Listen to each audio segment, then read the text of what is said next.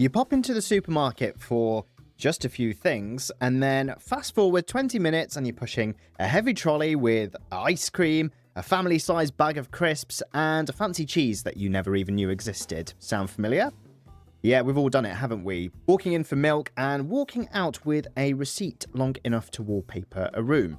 It's not simply that we're just impulsive, well, maybe we are a little bit, but supermarkets design the shopping experience so that we spend more than we've ever planned to. In fact, some studies actually show that impulse purchases make up to 62% of all supermarket sales. So those little treats that just jump into your cart aren't accidents, they're choreographed by psychological tricks in the store's layout, atmosphere, and in the pricing. In this episode, we're going to try and pull back the curtain a little bit on these sneaky strategies, from why the milk is always at the back to how the actual physical size of your shopping trolley actually tricks your brain.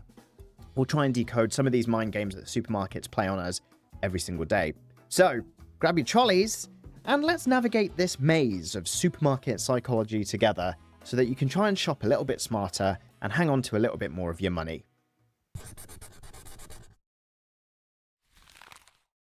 The supermarket layout shuffle, making you walk the whole shop. I'm going to introduce a fancy term to you called the Gruen effect, or the Gruen transfer.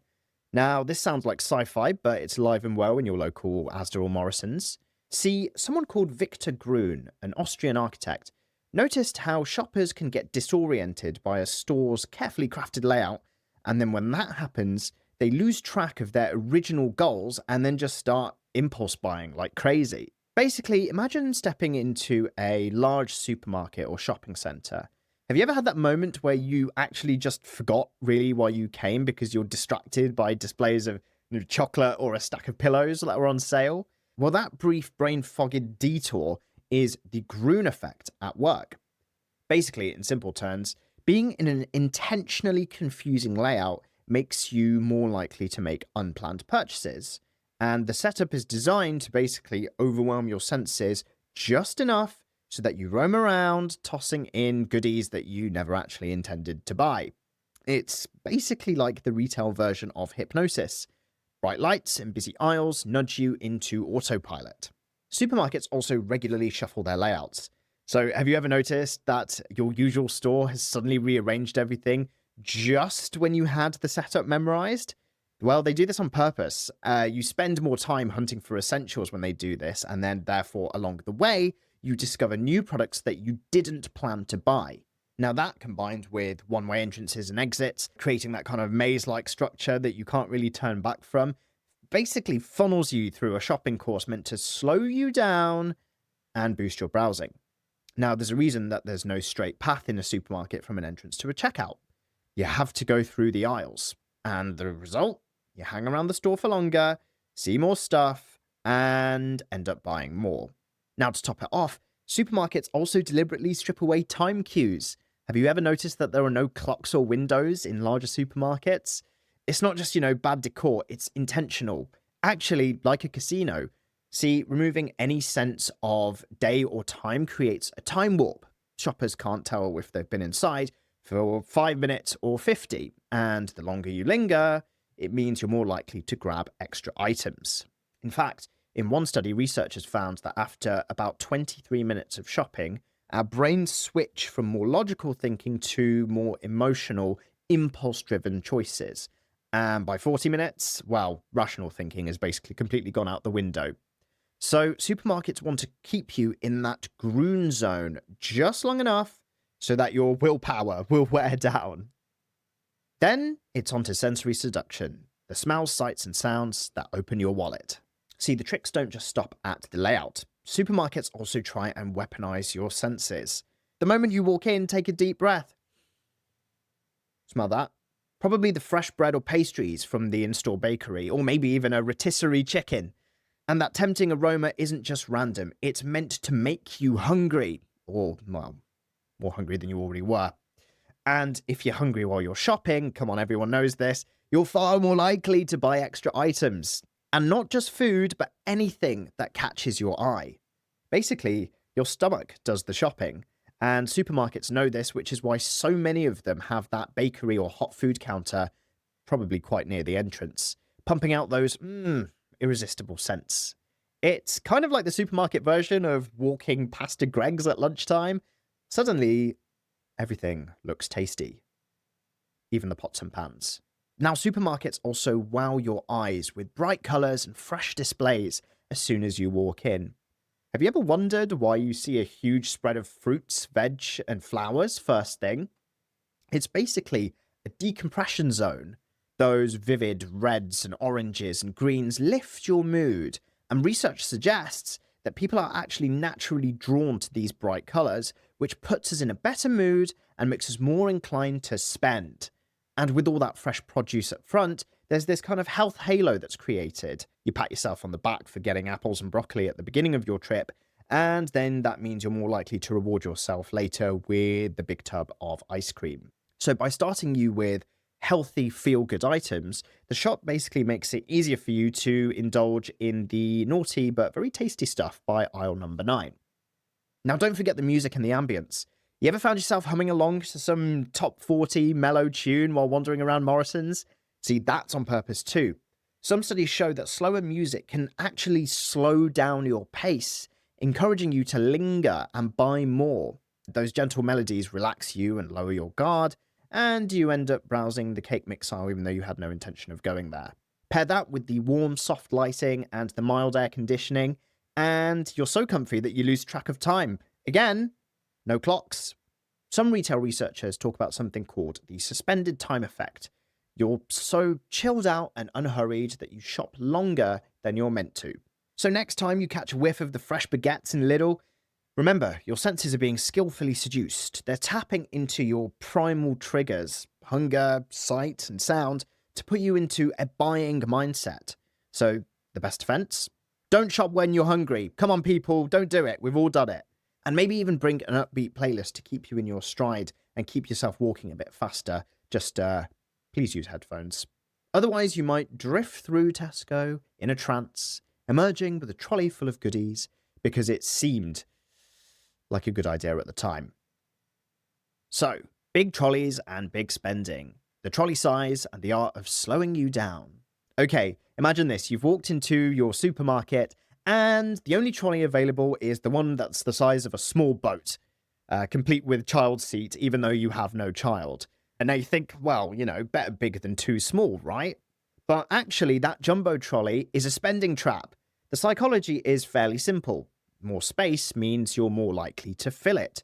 In fact, one retail design firm found that doubling the trolley size led shoppers to buy up to 40% more items than they would have with the half-size trolley. And even a former Lidl executive said that bigger trolleys consistently push your total spend up to about 20% higher. Now that's huge considering you didn't consciously choose to buy 20 to 40% more. You were just subconsciously nudged into that. So, well, how does this happen? Well, pushing a half-empty giant trolley around makes you feel like you haven't bought much yet because there's so much more empty space. So if you've ever thought, well, this trolley looks a bit empty, did I forget something? That's exactly what they want. So you keep adding a multi-pack of crisps here, an extra bottle of squash there, and before long, that cavernous trolley looks nicely full, and your bill a lot bigger. Even bigger shopping baskets can actually do the same thing too. Have you noticed some stores even give those mini trolleys to kids? Training the future of big spenders early, aren't they? Some store layouts also provide fewer alternatives to a big trolley. So sometimes you might have noticed there aren't enough hand baskets or shallow trolleys near the entrance, leaving just those giant ones there in easy to reach places, basically subtly guiding you to grab the behemoth.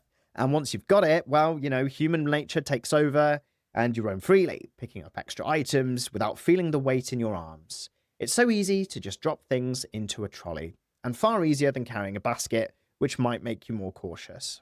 So, the classic tip there is to use a small basket if you can, especially if you only need a few items. With tiny basket, or, no basket at all if you just carry it in your arms, you physically can't buy more than what you can carry.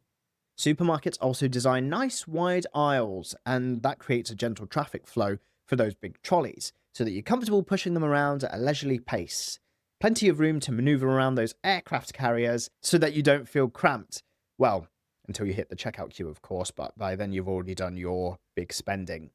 In some Aldi or Lidl branches, you may have noticed that some of the floors also have arrows or patterns that gently direct you or influence your walking speed, basically slowing you down and saying, take your time and fill up that trolley. Now, more often than not here, we actually oblige. So if you're just doing a quick shop, pick up a smaller trolley, those shallow ones, or try and grab a basket. It could maybe save you from grabbing the extra pack of Jaffa cakes that you don't really need. Otherwise, enjoy your unintentional workout pushing, well, between 20 and 40% more groceries around, thanks to supermarket psychology. Now, onto the shelves. Eye level is buy level, product placement, and shelf psychology. So, let's talk about the shelves, where the products vie for your attention. Have you ever noticed how big brands or the pricier items are always in your direct eye line? That's no accident at all. There's this old retail adage called eye level is buy level. See, research shows that products in the average adult eye line, so between 1.2 to 1.6 meters, get way more attention. One study suggests that actually these products get 35% more attention, and about 60% of purchases happen with products placed at eye level, according to some retail analysts. Now, supermarkets know this, so they reserve that prime real estate for the highest margin products, usually big names or their own premium brands. And in some parts of the world, these golden shelf spots are actually auctioned to the highest bidder, known as slotting fees. Look a bit lower or higher and you'll often find the cheaper options. At a Tesco, for example, you might see Kellogg's right in your eye line, but if you look down low or try and reach up high, you might see a cheaper or less well-known brand that's tucked away over there. It's not that they don't want to sell the cheaper ones. They just know that fewer people will actually make the effort to reach up high or bend down low, especially if they're in a hurry. See, as humans, well, we're creatures of convenience. We just grab what's at eye level, and the supermarkets count on that to steer us towards the pricier items.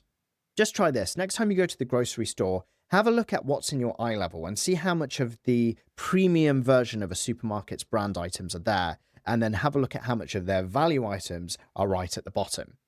Now, it's not just adult eye level that matters. Children's eye levels are another battlefield as well. If you walk down a cereal or sweets aisle and check the lower shelves around a meter high, you'll see colourful boxes with cartoon characters, fun-sized sweets, maybe Peppa Pig on the packaging, often actually looking directly at the little ones. It's all positioned perfectly to catch a child's gaze while they sit in the trolley or shuffle beside you. The goal? Well, it's to get the kids to notice and then beg for those products. And, many parents know the power of pester power, and supermarkets exploit that by putting all that fun sugary stuff with the big characters in the kids' eye line so that Junior can't miss it.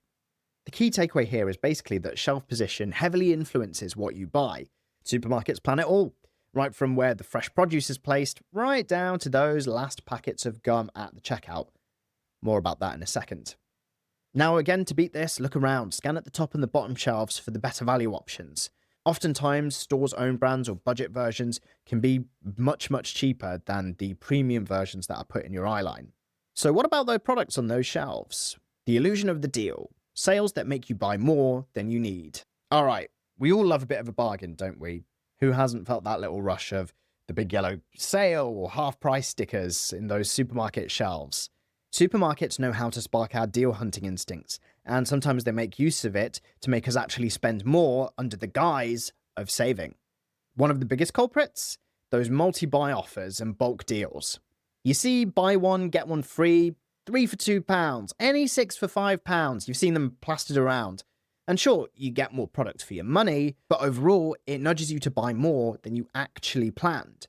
If you just needed one pack of biscuits but end up grabbing 3 for a special price, you've spent more out of pocket than intended, even if the unit cost was lower. There's also something called anchor quantities. So if a sign yells, only 50p each, max 10 per customer, then suddenly 10 seems like a normal amount of that item to buy. One study actually showed that simply adding limit 12 per customer on a soup display made people purchase almost double what they would have otherwise. No actual real discount, just the suggestion that others buy 12, so you should too. This is a form of anchoring bias, so the number you see influences how many you think you need. And supermarkets do this during sales, so something like max 6 per shopper on discounted mince pies at Christmas, and boom, you're debating whether, you need to grab all 6 while they're cheap, even though you actually only came for 2. Decoy pricing is another clever tactic used in the illusion of the deal toolbox. So when a store or brand adds a third option that's actually clearly overpriced or bad value, making the other options look like a steal by comparison. Now, a famous example of this is in cinemas, where they might place a small popcorn at £3, a large popcorn at £7, and so that's a massive jump, so you might skip the large, right? But then they place a medium at £7, and then suddenly the large for £7.50 seems like an incredible deal. That medium there is just a decoy. Now, sometimes supermarkets do this with certain product sizes and bundles. So maybe a 250-gram jar of coffee is £4, a 500-gram jar is £7, and then they put a 400-gram jar at £6.50, creating the illusion that is a worse value, and the 500-gram jar seems like a no-brainer. And that indeed is the decoy effect, and that nudges us towards the actual higher-priced option. So if you see 3 sizes or versions of a product with one price oddly close to another, that's often decoy prices in action. And of course, let's not forget the old .99 pricing strategy. So 99p, £1.99, £9.99 basically tricks our brain into thinking that it is, £9 something, not £10, making it kind of seem or feel cheaper than rounding it up. And finally, we can't not talk about loyalty cards. If a tag says £5, but if you have the loyalty card, it's £3, it signals a discount for members, and it may tempt you to buy something that you're unsure about because you don't want to miss the deal. But only if you have the loyalty card, otherwise you feel ripped off. Now, these tags at supermarkets are basically saying, psst, with a card, it's a steal. So you grab it thinking that you've beaten the system and saved £2. But in reality, another supermarket might actually sell that for £3 to everyone, but most of us don't cross-check in that moment. I'm actually planning to do a whole video on why these loyalty cards have blown up so much in the last few years, so subscribe and stay tuned for that. In short, supermarkets are the masters of creating the illusion of value. So things like multi-buys, bulk deals, fake sales, all tap into our love of getting a deal and the fear of missing out. So how do you avoid being tricked here? Well, just try and slow down and do the maths. Check the price per unit, usually in small print on the shelf label below the price, and ask yourself, do I really need 3, or am I grabbing them just because the sign said 3 for X pounds? If you only really need 1, you're not really saving any money by spending more. Also, watch for that decoy medium-size item. Sometimes the largest really is the best deal, but only if you're actually going to spend that much anyway. Supermarkets are glad to sell you more under the guise of a bargain, but it's only a deal if you were going to buy that quantity anyway. Don't let the flashy signage and tricky pricing blind you. Ooh, what's that in the middle of Aldi? Impulse Islands, Checkout Temptations, and the Middle of Lidl effect. Whew, alright, you've survived the aisles and checked off most of your list, and now you're heading to the checkout. Think you're in the clear? Not so fast. The checkout area is the final trap, designed for those last-second impulse purchases. That's where you'll see final shelves of chocolate bars, chewing gum, mints, and all those little extras that you definitely didn't actually go to the shop to buy. So you're stuck in the queue. We Brits do love queues, of course, and the supermarkets make sure there's always a little bit of a wait. So you're bored, you're probably hungry from all that walking around, and your willpower is starting to run low. Oh look, dairy milk 2 for £1. Plus a Sudoku magazine. That could be fun, right? And before you know it, a few more items have crept onto that conveyor belt. These impulse buys might be cheap individually, but multiply them by millions of shopping trips, and retailers are raking in profit here. Placement here is key. Everything is right at eye level when you're placing your items from your trolley, and it's cheap, so it seems harmless. However, of course, the crown jewel of impulse purchases in the UK isn't the checkout line. It's the legendary Middle of Lidl and Aldi's special buys. I thought that these deserve their own spotlight. See, you step into Aldi or Lidl and you'll find that middle aisle brimming with the most random non-grocery stuff imaginable. One week it's power tools and furniture, and the next week it's ski gear and string, and the next it's inflatable hot tubs and toys. It's a rotating treasure trove with a near cult-like following. People actually go to these shops just to wander around the middle, not really knowing what they'll find. And that unpredictability is on purpose. It's fun, it's exciting, it sparks our curiosity. When it's gone, the signs proclaim, fueling urgency and FOMO. So, how well does this work? Well, apparently those middle aisles account for actually about 15 to 20% of Aldi's UK sales, with often margins double that of their grocery items. That's massive. A former Aldi buying director actually admitted that the merchandise in the middle was designed to hook people with limited time bargains, and while you're there, maybe hopefully you'll also pick up groceries too. It works because, again, us humans are impulsive shoppers, aren't we? We love to browse that middle aisle of wonders, and it's a break from the normal shopping list. Maybe you've never realised that you needed a cordless drill for £19.99, or a waffle maker, or novelty socks, but hey, it's a good price, and it's only here this week, so you grab it. Multiply that across thousands of customers, and, well, cha-ching! Aldi and Lidl win big. You'll see TikToks about the latest middle of Lidl finds, or the weirdest items that appear in Aldi. And that unpredictability turns shopping into an adventure. It's like a flash sale in a department store, except for it's right in the middle of your milk and eggs run. Now, to an effect, other supermarkets also kind of do this thing, placing seasonal or special promo items in big prominent areas. Think, big crates of Christmas decorations in December, or back-to-school items in August, or, tinsel in October. They know you didn't plan to buy the tinsel in October, but it's cheap, and it's right in front of you, so who knows, you might just throw it into the cart. The same psychology here is at work. Create urgency, limited stock, and generate novelty, and watch your impulse control weaken. So a few tips here: try your best to stick to your list religiously, but maybe allow a small impulse budget of maybe, one treat for £5. And try and remind yourselves that these items also reappear in cycles. So, for example, Aldi special buys rotate, and similar items do come back eventually. And at checkouts, maybe, be boring and focus on your phone instead of looking at the chocolate bars in the checkout aisle. Sometimes the less you look, it's easier to resist. In the end, know thyself to master the supermarket shelf. Supermarkets will always try and dangle something in front of you, be it that £1 Kinder Bueno at the checkout register at Asda, or, the discounted air fryer in the middle of Lidl. These are impulse traps. And just pause and ask yourself, do I really need this, or is it just because it's on sale, or because my stomach's rumbling?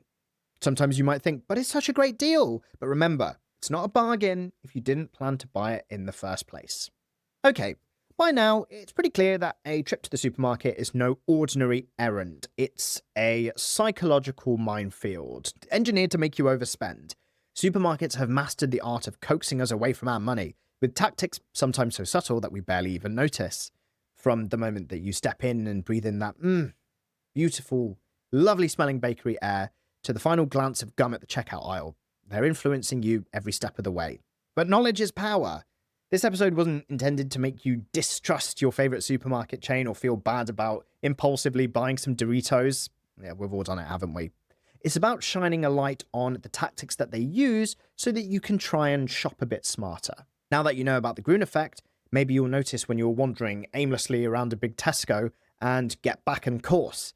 Or maybe you'll realise that the reason you're craving a donut is because you've been smelling one for the last 10 minutes. You might remember, hopefully, to scan high and scan low on the shelves for better deals instead of just grabbing what's right in front of you. And you may even question that amazing deal and see if it seems too good to be true. And it sometimes is. Try make a list and stick to it.